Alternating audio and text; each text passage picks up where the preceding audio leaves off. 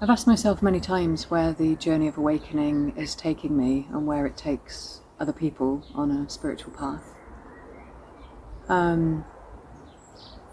There's many ways of looking at it, and I've pondered for many hours over what it is. What is awakening? Why is it happening?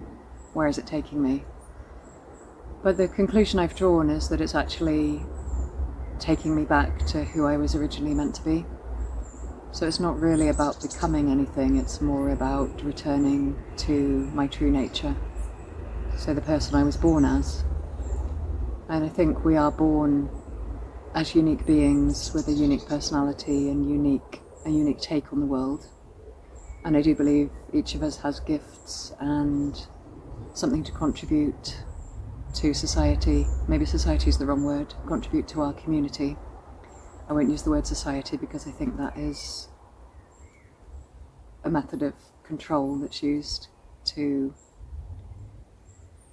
bring about certain behaviours. So let me use the word community. I mean, the people amongst us, not necessarily people, it could be, some people are great at gardening naturally, some people love animals, some people are great with people.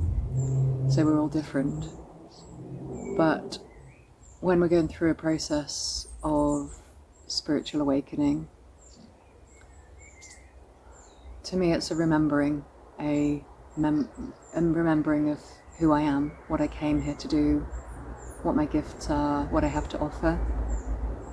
And although that might sound quite simple, it's not as easy as it sounds, because we're conditioned from an early age to fit in. Right from school, we're trained to aspire to have a job.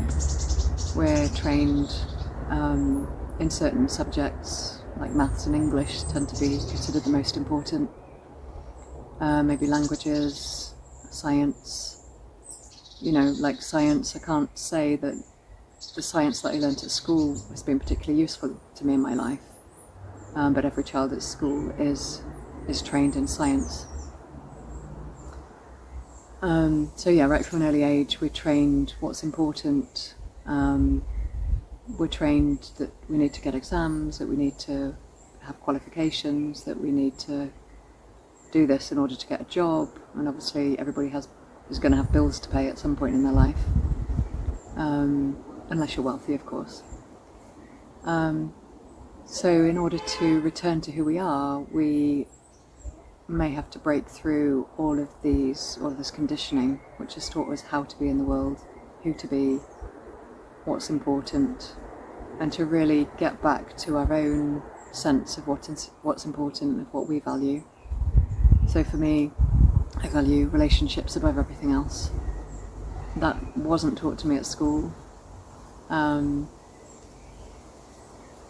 There was no training whatsoever on relationships, I don't think. Maybe sex education is the closest it got to.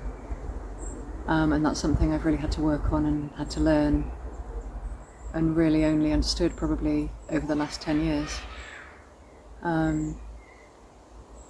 So yeah, just maybe spend a few moments thinking about what it is that's important to you, what makes you unique. And I'm not saying the answer to that question is going to be easy, because like I said, there's been a lot of training, a lot of social conditioning, which is probably going to influence the answer to that question. But through spiritual practices and through spiritual awakening, we can become much more in touch with ourselves and understand who it is that we are at our core, rather than focusing on what society tells us is important and what we've been trained to think is important. So yeah, I really believe we're returning to who we were meant to be, our true nature.